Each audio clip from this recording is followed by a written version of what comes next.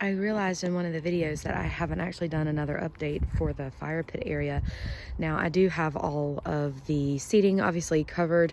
I'll pull that off on another day, but you can kind of get the gist. I have some wicker swivel chairs underneath here, and we also, there was an oak tree kind of right in this area, kind of where that pallet is, and it didn't make it from the storm, and so we were left with a lot of these trunks, or not trunks, I suppose that's what it's called, like, yeah, like almost like little tree trunks.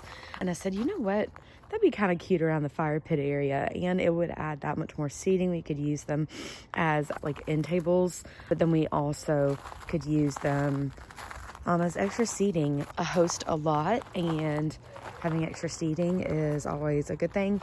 And so anyway, I just wanted to give you an update of what this looked like currently. Again, don't mind the covers. We get so much more rain here, and the sun is so intense that if I'm going to make an investment in chairs, then I'm going to protect them. And one of the other things that I thought that we could do, Brian said we could pick up some like seal to kind of, I mean, this isn't like the most even cut, but so we'll probably come in and see if we can make that a little bit more even, but these aren't too bad. So I'd like to come in and try to seal these tops before they get too far gone. But anyway, I just wanted to show you an update of what this area was looking like. We did have a redbud right here, and I don't think it really liked its spot for some reason. I'll have to tell you another time about this bed, but it's only been here for maybe about a year. These two items right in here, we were trying to overwinter. That's why we put a lot of kind of like hay down over there, or like straw down over there, is to try to overwinter some black and blue salvia. And I'll, like I said, go over this on another area, but I was just so excited because Brian for years has wanted to bring in a sourwood tree, and so we have one on the left side of the other shed and on the right side of this shed. So we have the sourwood here. That's a lollipop azalea. That's an experiment. We're trying to see if it will come back, if it will survive. It was shaped into a lollipop azalea, which I am a sucker for lollipops. So I was gonna, Brian knew I would want to try to save it, but it was gonna be removed on a job, and he said instead of removing it, like, can I remove it and take it home? And they said, if you want to try to transplant it, you are more than welcome. Hey, Cody boy. Hey, Cody boy. You're such a good boy. Well, hi. Hi, buddy. He's a good boy. He's a good boy. Anyway, so we're experimenting. We had to cut it all the way back because a lot of it had gotten so dead. I think it was a little in shock of when it was transplanted. So we'll see. But I mean, they don't look dead. That's good. Like, this is kind of lively. It's not like fully dead, so we'll see. But we do still need to kind of come in here and regrade some of this, remulch it, and so that'll look so much better once this is remulched. It's just kind of on the list, and we still need to clean up some of these were just, again, damaged from the storm and hadn't been able to get over here, and now grass is kind of trying to get in. We did the no-till method in here. That doesn't mean that we're not going to deal with grass, and it doesn't mean that we're not going to maybe have to pull weeds, but it does lessen them. And this is the most it's probably ever gotten, like all the different weeds around and some of the grass that's come up. But our priorities have just been on literal like rebuilding of pathways and structural things, and so that's why this is kind of taken a back seat. But we one afternoon and we can get this knocked out and it'll look really pretty. So anyway, imagine the sourwood tree here filling in this whole area, creating a screen. And then this guy is a rose of Sharon. I just love roses of Sharon. This one was basically a baby from one of the other ones that we had gotten from up front, and we were going to try to see if it can make it. And oh my gosh, I think I see some buds. Hold on. I do. I think I see green. Okay, let's see if I can try to get it on the screen. Do y'all see that?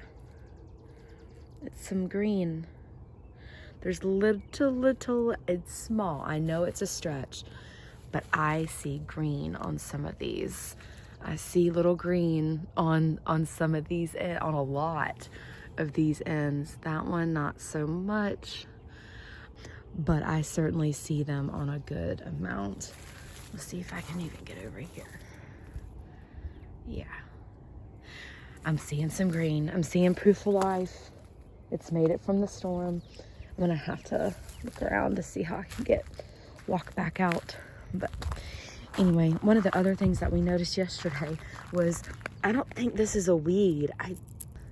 It might be, I might just have to pull it, but we thought it would be this guy over here and that it seeded itself.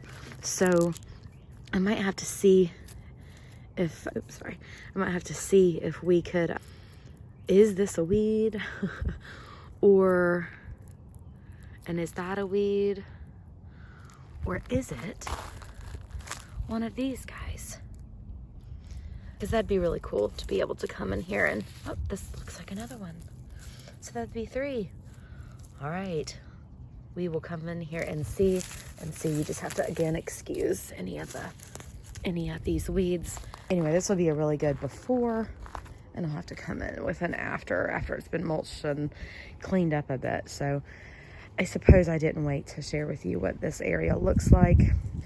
It's actually like probably the worst it's looked, other than just like being grass. It's the worst it's probably looked since building the bed. Hi, buddy. But I say if this is the worst it's looked, we're doing okay.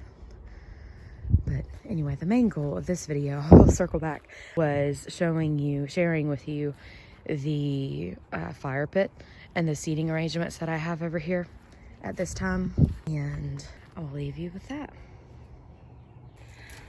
Well, I came out here to give you guys an after of the fire pit area. And Brian said if we were going to do an after of the fire pit area, then there needed to be a fire. So we are in the process, or rather Brian is in the process of gathering up some still just debris from the storm that we have and basically turning it into firewood. So anyway, this is not the after, this is the after before the fire is started. It's getting going. Fire's getting going. Scrap wood. What is that? What is what? What you have in your hand? Propane torch. All right, it's getting to be an after. We got a fire pit, the actual fire going in the fire pit, as we had to do in order for this to be a true reveal. And to be fair, I don't even feel like this is fair to be a true reveal because we still haven't fully redone that bed. But I mean, guys, this is life. Like, this bed is still kind of pretty wrecked. So imagine all lush, just all lush things around this area. The, you know, grass or the like a walkway on this side here, stone walkway here leading up to here, and then some actual like lush greenery kind of around the picket fence area. But anyway, you can get the gist of the fire pit area.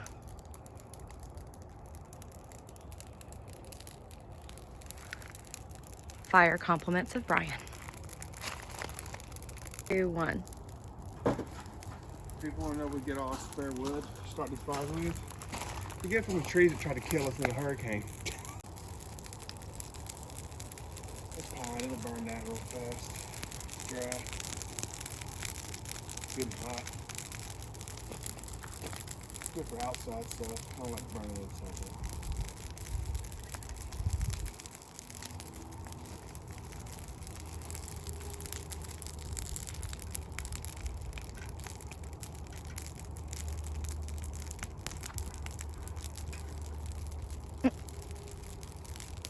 Well, the crackling of the fire sure is nice, but reminder, we're still in the neighborhood. Cars honking. Still in the city. I know. One day we won't be.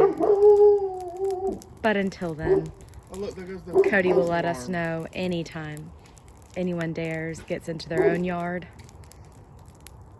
or delivers anything to ours. No one's sneaking up on us. Not between Brian and Cody.